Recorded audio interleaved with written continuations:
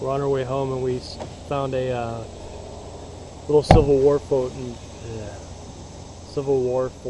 Boonesborough, Kentucky, and we're gonna go check out.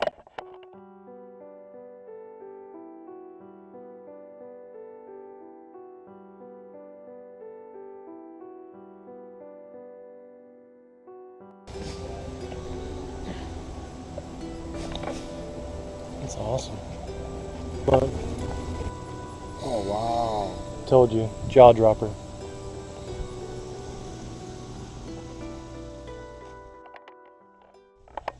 So we're driving through Kentucky on our way home, and online I was looking around at what we were driving by, and we found an old Daniel Boone fort in Boonesborough, Kentucky. We're about to check out. Looks pretty cool. That's some cash too. Yeah. 7 to change 5. 7. Thank you, dear. I've got a short video for you to see back in this corner of the fort, and it'll start again in just about 5 minutes. Oh, that's great. And then there's people in the cabins to talk to you, so just wander around and ask questions. Thank you very much. Have a good day. Y'all enjoy your visit.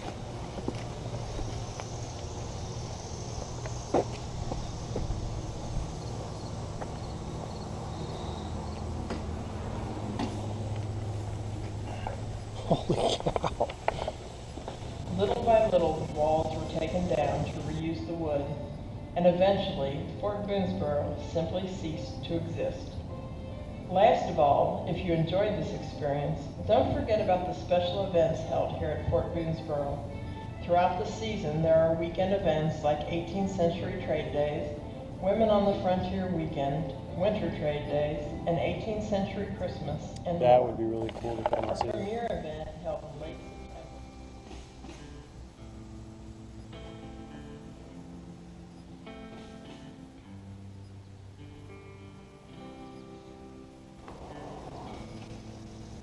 So the first cabin was when they first got here, and then this is them after being here for a little while. Cabin 3 is we brought along some things in the wagon. Oh yeah.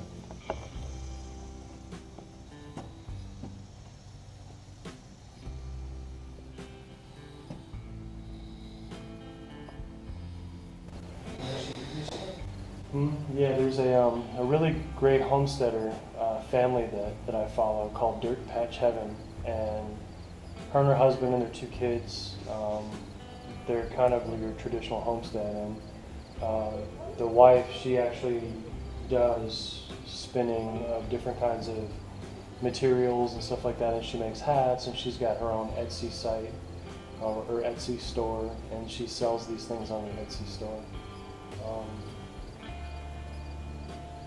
Yeah, it's pretty interesting to see this in the setting of what it would have been like back during the Civil War.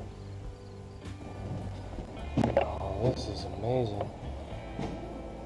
That's what I want to do out front with the benches. Yeah. What I was talking to you about. Yeah, I mean, you know how easy that would be?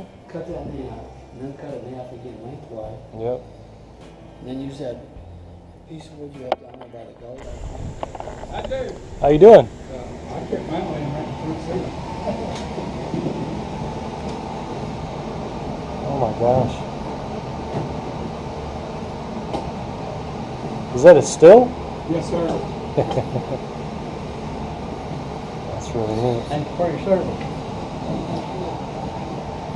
Are these items all authentic, or are they reproductions? Well, I made everything on that table. You made everything on the table? Yes, sir. Really? It's been a hobby of mine for many years. I like to read and research the hunters or the scouts, which was the same people. Actually. If I can authenticate a style of gun or knife or hatchet they carried, then I make it to go in my collection. Do you use the traditional, the way that they made them back? Really? Use any electric tools. My In fact, this gosh. is my rifle machine right here. I rifle my own barrels. That is amazing. Yes, sir. Oh yeah, it looks like, do you have a barrel on there now? It's done. Probably we close here in a couple of months for the winter, and I'll probably take that barrel off and take it home. And sometime this winter I'll make a gun out of it. You make the stock and everything? Yes, sir. How long does it typically take you to make one of the rifles? If I work 7 or 8 hours a day, 5 days a week in my shop, it takes me about 3.5 months.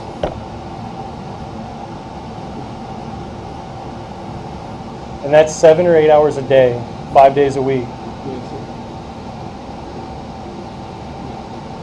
Yeah, we had a gun maker here at the fort that made them right here in this proper style.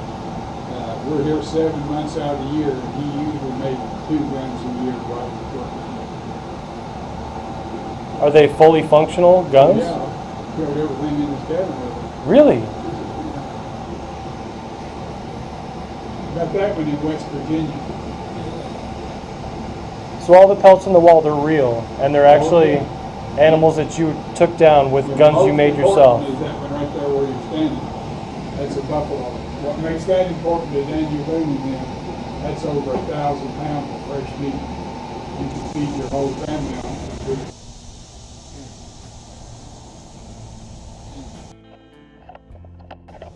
So we found out from some of the people that work here that they do reenactments, and they actually use, like for instance, the blacksmithing stuff. They make charcoal, and they actually build things out here. Like the gentleman we were talking to earlier who makes the flintlock guns. So we're going to try to come back in the future and come back on one of their weekends when they're actually done. Let's see that. All the way back around, it's ready to go again. I like that room. It doesn't look too crumbly. That does look good. It seems to get darker as it goes down towards the base. It is this much wax at the top and then this much water underneath. I think that's what ruins my candle. I think that's what's putting air in. And the air, that air conditioner don't have, I diverted the air over there and still messes them up. So there's water in the bottom of that? Under that wax. Wax just stays on top. Is that normal? Yeah, that's what they wanted us to do, save money on wax, and it didn't hurt the candles, but I think it does. I think it makes, because before when they just did all wax, they never had bubbles in them. They're wasting their time tapping melt those down and do it again. Well, we're almost home, and we found one more thing. There's a historical site dedicated to Sergeant Alvin C. York, who fought during World War I. He was one of the most decorated American military soldiers. And not that far from our house, we drove by and saw a big ass tank. So we stopped to check it out. Apparently there's a couple 100 acres here that was his property, and there's a whole long story behind it, but his house is still here, his general store is still here. This obvious monument is still here. There's a church. There's a Warner Brothers did a movie about him. Warner Brothers did a movie about him, and the money that he made from giving them the rights to do the film about him, he used to build an institute, a learning institute. I think it was a Bible institute. But yeah, it was pretty neat. We're gonna come back here at a later date and do the actual tour. Very cool though. We're driving through the mountains right now. Figured we'd take a random way home, and then we just kind of happened upon this. Pretty nice way to end our long, week-long road trip from Canada to Canada, from Canada.